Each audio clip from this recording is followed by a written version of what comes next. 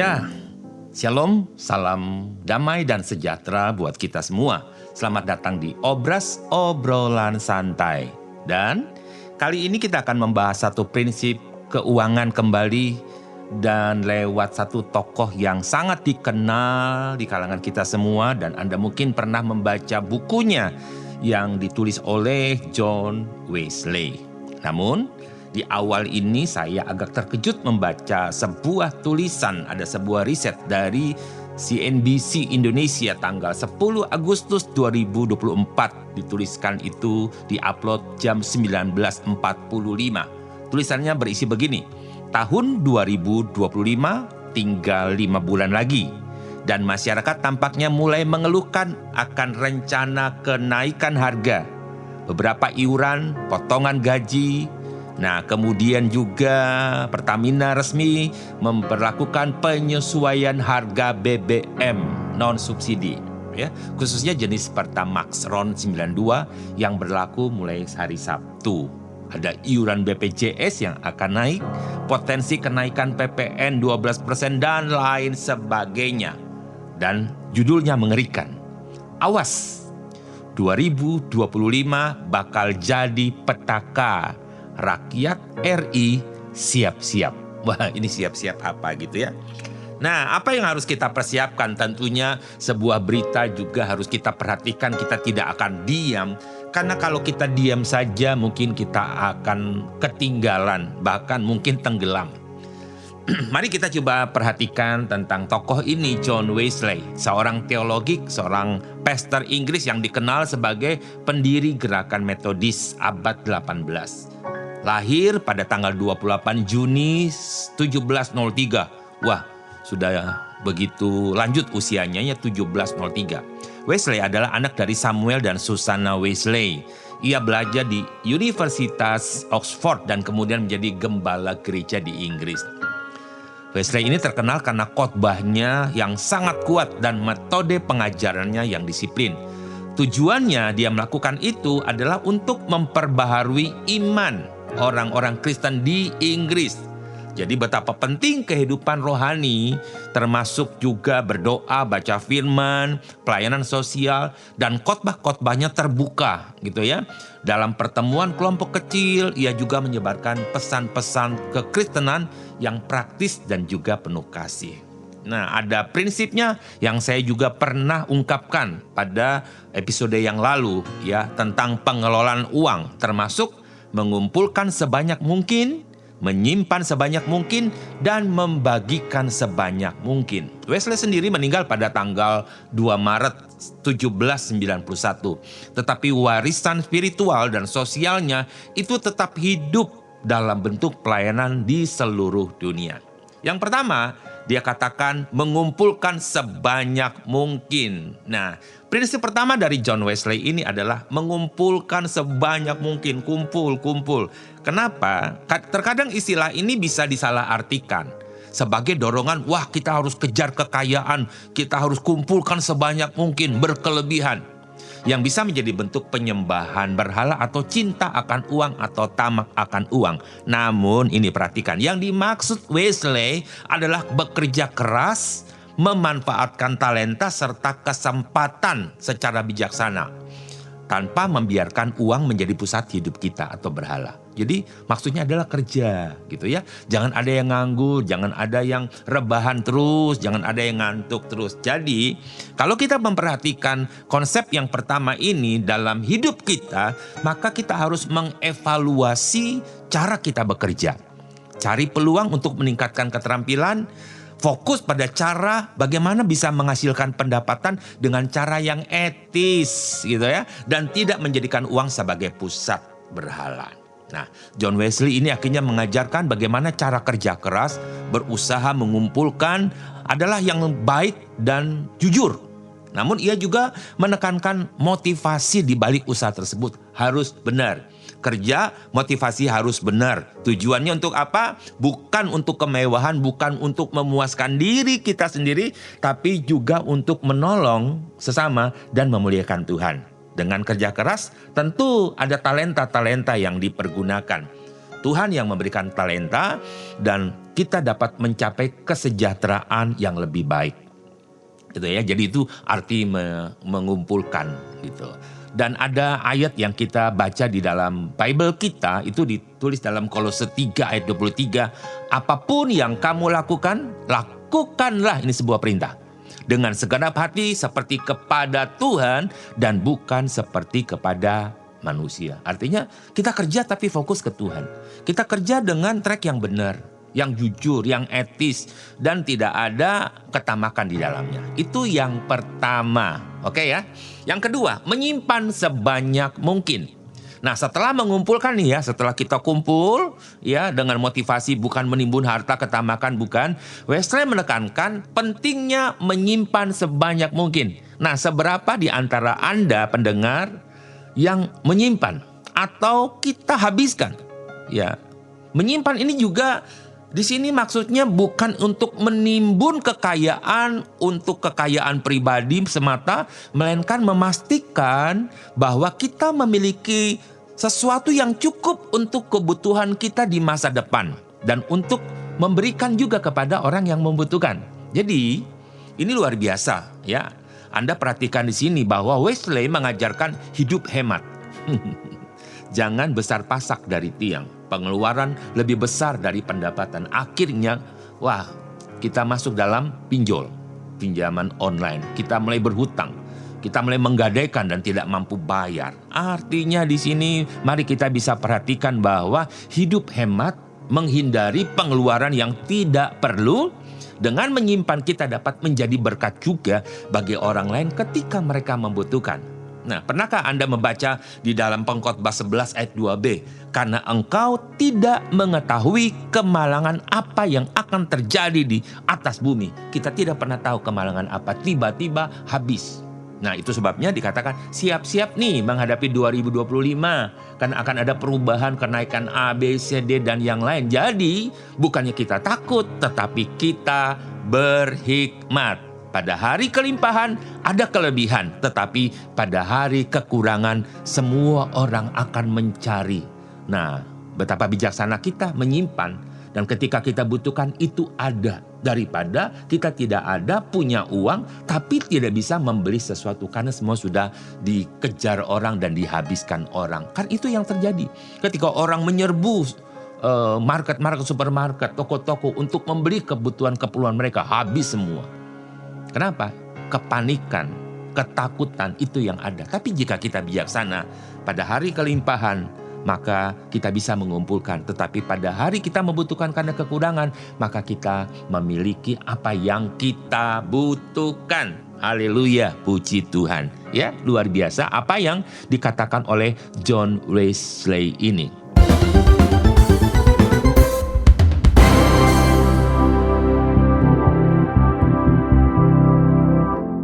Ya, apa yang dikatakan John Wesley untuk menekankan pentingnya membagikan harta yang kita miliki kepada orang lain.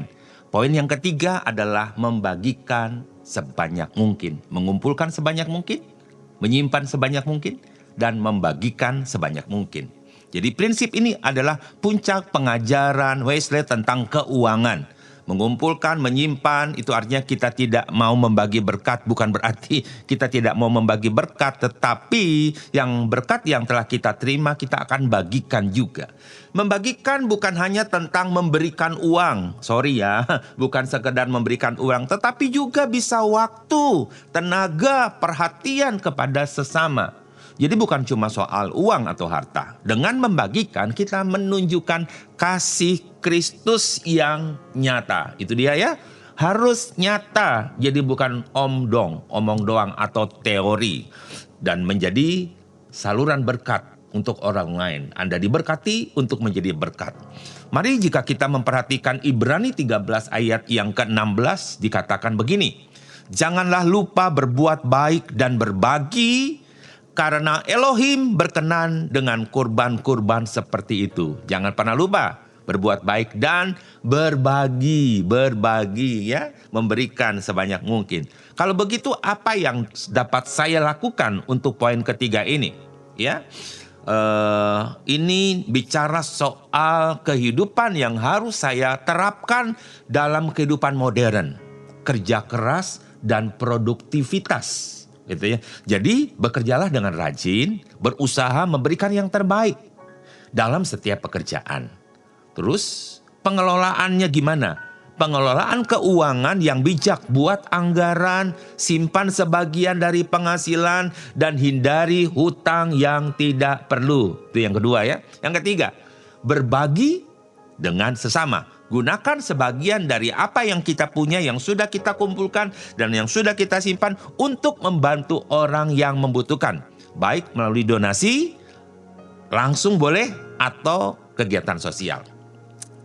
Memberi dalam berbagai bentuk, bisa uang, waktu, tenaga, perhatian kepada mereka yang membutuhkan. Jadi, John Wesley mengajarkan kita untuk mengumpulkan sebanyak mungkin, menyimpan sebanyak mungkin, membagi-bagikan sebanyak mungkin, bukan untuk kepentingan diri sendiri, tetapi memuliakan Tuhan dan memberkati sesama. Dengan mengikuti prinsip ini, kita dapat memulai kehidupan yang lebih bermakna. Jadi kita tidak lagi khawatir, takut menghadapi 2025. Jadi persiapan seperti apa ya? Seperti ini.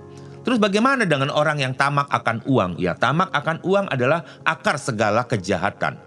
Itu banyak sekali ya kita bisa lihat hari-hari ini. Ada korupsi. Seorang pejabat pemerintah menerima suap dari perusahaan besar untuk memenangkan sebuah tender proyek. Oh, itu sudah bukan rahasia lagi ya. Tindakan ini merugikan masyarakat karena proyek tersebut dikerjakan dengan kualitas yang rendah tetapi biayanya tinggi. Akibatnya apa? Hilanglah kepercayaan publik. Ya, publik sudah tidak terlalu percaya lagi kepada pemerintah, bahkan penggunaan dana publik tidak efisien. Kemiskinan akan semakin meluas. Apalagi nih ketamakan-ketamakan. Penipuan. Seorang membuat skema investasi palsu, bodong, investasi bodong. Janjikan keuntungan besar, waktu singkat, banyak tertarik. Investasikan uang mereka masuk, terus masuk, tambah. Tetapi scam tersebut kemudian berubah. Semua hilang ludes. Kerugian finansial besar sekali. Banyak korban, yes. Stres, iya. Emosi, iya. Hancur kepercayaan kepada investasi lagi, iya. Ada lagi nih penggelapan dana. Contohnya, ada bendahara nih suruh kumpul uang untuk sosial, beramal. Kemudian dia gelapkan. Seharusnya dana itu digunakan untuk membantu anak-anak. Mungkin ada yatim piatu, ya. Orang-orang yang berkekurangan, uang tersebut digunakan untuk kepentingan pribadinya. Nah, ini apa yang dia lakukan? Beli mobil mewah, liburan, jalan-jalan. Akibatnya banyak orang yang membutuhkan bantuan itu akhirnya tidak mendapatkan hak mereka. Reputasinya akhirnya hancur. Maksudnya mau beramal nih, maksudnya mau buat sosial, tetapi dana sosialnya dimakan dewe. Ada lagi, ya, ada lagi dengan asuransi bodong lah, perencanakan. Ada yang gini nih yang aneh ya. Dia untuk mendapatkan asuransi, ya, seseorang justru merencanakan sebuah pembunuhan. Bisa kepada pasangannya loh. Juga bisa kepada anggota keluarganya sendiri. Untuk mendapatkan uang asuransi, ia mengatur kematian agar tampaknya itu seperti kecelakaan atau bunuh diri. Nah, akibatnya kematian yang tragis, ada trauma emosional bagi keluarga-keluarga yang mengalami itu.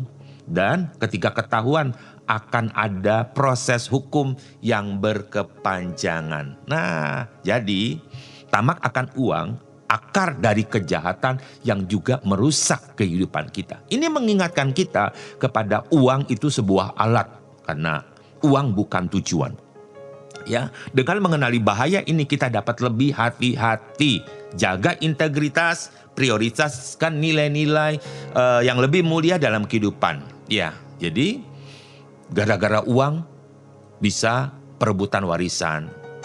Ada yang memalsukan tanda tangan, ada yang memalsukan surat wasiat orang tua yang telah meninggal untuk dapatkan harta warisan yang lebih besar. Ia mengklaim harta yang seharusnya dibagi rata kepada seluruh anggota keluarga itu tidak seperti itu karena ada surat.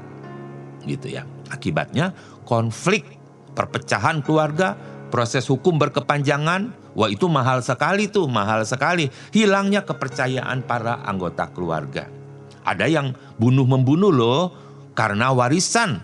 Ya, dia merencanakan pembunuhan terhadap saudara kandungnya untuk mendapatkan warisan dari orang tua. Ia membuat pembunuhan terlihat seperti sebuah kecelakaan. Ini banyak sekali terjadi. Saya membaca kisah-kisah ini begitu ngeri. Kehilangan nyawa secara tragis, ya, trauma dan lain sebagainya. Yang tersisa adalah kedengkian, kepahitan, dan balas dendam. Nah, ini banyak sekali yang terjadi ya sahabat Obras. Jadi, kesimpulan, ya, John Wesley bukan mengajarkan kepada kita ketamakan, tetapi John Wesley mengajarkan kepada kita agar kita bijaksana menggunakan uang. Nah, tadi ayat-ayat yang sangat-sangat terkenal di dalam Bible sudah kita baca tadi ya. Sekali lagi bahwa ada beberapa perbedaan antara ya menggunakan uang secara benar dan menggunakan uang secara salah atau tidak bijaksana.